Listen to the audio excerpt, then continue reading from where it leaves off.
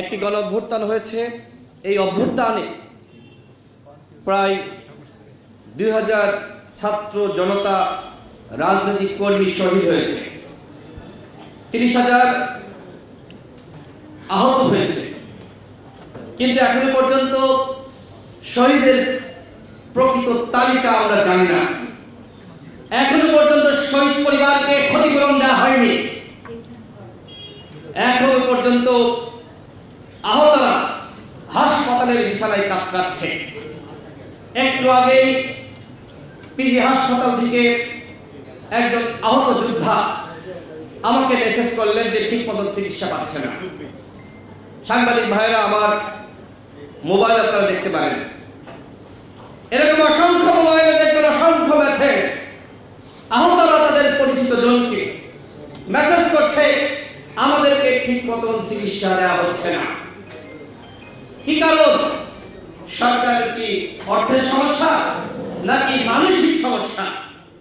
আমি বলবো এই সরকারের অর্থের সমস্যা না, এই অন্তর্বর্তীকালীন সরকারের আসলে মানসিক সমস্যা হয়েছে।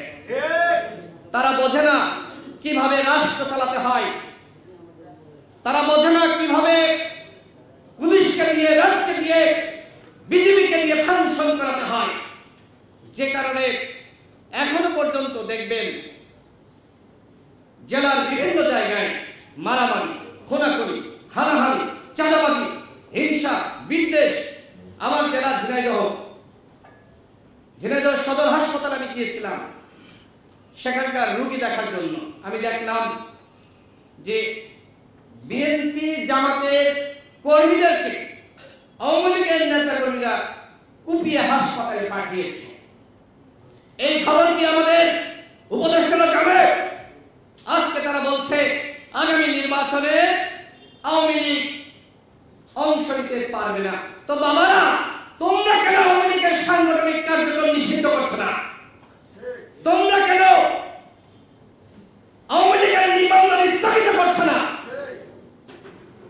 তোমরা কি বলছো আর কি করছো আমার মনে হয় নিজেরাও বোঝো না। এইভাবে একটি সরকার চলতে পারে না। ডক্টর মোহাম্মদ ইউনূস, তার উপর যে আশা, ভরসা, প্রত্যাশা আমরা রেখেছিলাম, তিনি অযোগ্য ব্যক্তিদের নিয়ে এই উপদেষ্টা পরিষদ গঠন করেছেন। যে কারণে সেই আশা, ভরসার আমাদের যে প্রত্যাশা, সেটি আসলে আমরা কোনো কিছু পাচ্ছি না। আমাদের আশা ভরসা নিশ্চিত হয়নি, আমাদের প্রত্যাশা নিশ্চিত হয়নি।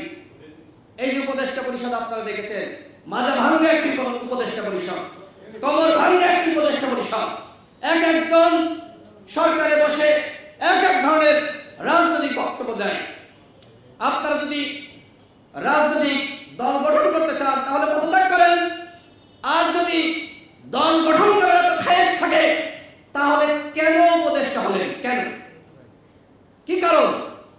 এর জবাব কি আপনাদের দিতে হবে না? অন্তর্বর্তীকালীন সরকার একটি নিরপেক্ষ সরকার।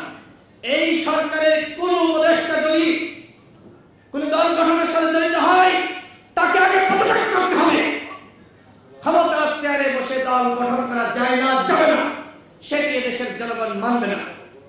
ডক্টর মোহাম্মদ ইউনূস 2007 সালে নাগরিক শক্তি নামক একটি দল গঠন করেছিলেন। কয়েক মাসের মাথায় তিনি আবার সেটি সমাপ্তি করেছিলেন।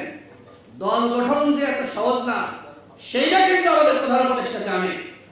এখন আবার জনগণ মনে করছে যে সেই সময় যেহেতু তিনি ব্যর্থ হয়েছেন, এখন একটা নতুন ভাবে তিনি দল গঠনের জন্য পিছন থেকে ইন্ধন যোগাচ্ছেন। আমরা এটি বিশ্বাস করি না, কিন্তু এটি অনেকে বলছে। আমি মাননীয় প্রধান উপদেষ্টাকে বলবো, আপনার অবস্থান ক্লিয়ার করেন।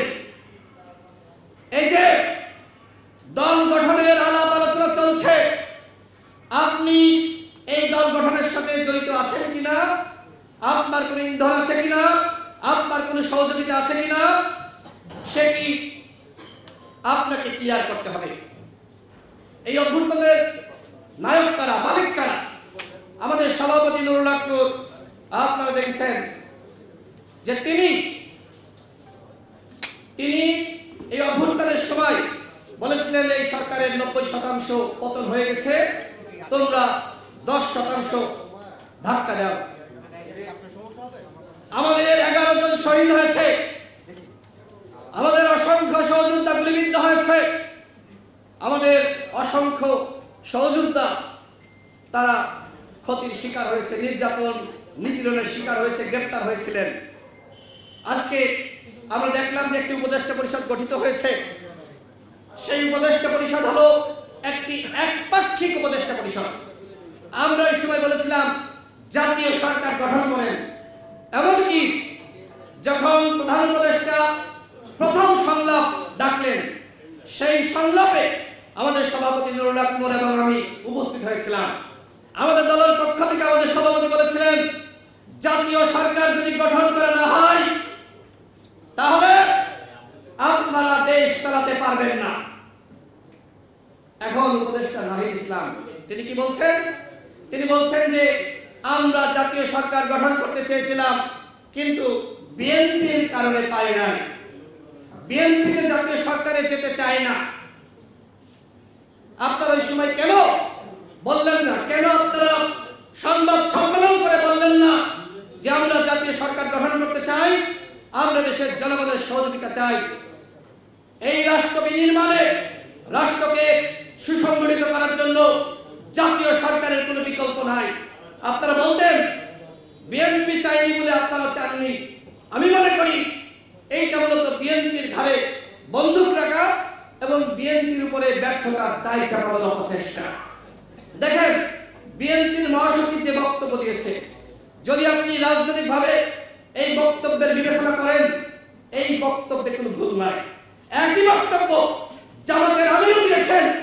জামাতের আমিরের বক্তব্য নিয়ে আমাদের ছাত্র বন্ধুরা, আমাদের উপদেষ্টারা তারা কোনো সমালোচনা করছেন না, কিন্তু বিএনপির মহাসচিবের বক্তব্য নিয়ে তারা সমালোচনা করছেন। এর মানে কি?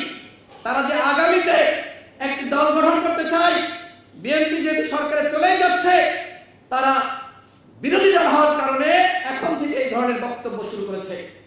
আমরা বলতে চাই আগামীতে কে ক্ষমতায় যাবে, কে ক্ষমতায় যাবে না, সেই বিষয়ে কোনো উপদেষ্টা কোনো রাজনৈতিক বক্তব্য দিতে পারবে না।